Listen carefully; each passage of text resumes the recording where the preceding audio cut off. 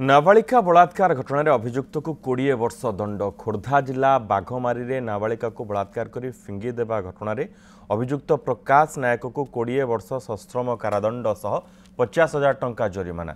ADJ 4 पक्सो कोर्टर मान्यवर जज शुभंजन महांती राय शुणाई। तेज सरकारी वकिल सुब्रत प्रियदर्शी ए मामलार पीड़िता पक्ष रखिते 10 जन साक्षी आधार में कोर्टे तथ्य प्रदान पर दंड प्रदान कर मान्यवर कोर्ट। 2024 मसीहा एप्रिल 7 तारिख में बाघमारी अंचल 13 वर्षीय नाबालिका जनक शौच होगाकू जाइथिबा बेले ताकू टेकी नेइथिला अभियुक्त प्रकाश नायक। यापर अचेत अवस्था नाबालिका को फोफाड़ी देइथिला।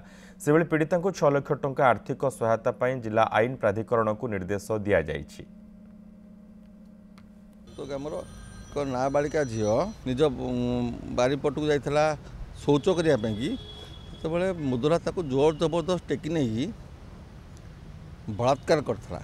जजमेंट मानव अदालत मुदला प्रकाश को 20 वर्ष सश्रम कारादंड दंडित कले, 50,000 फाइन अनादे 1 वर्ष अधिक सश्रम कारादंड दंडित कले।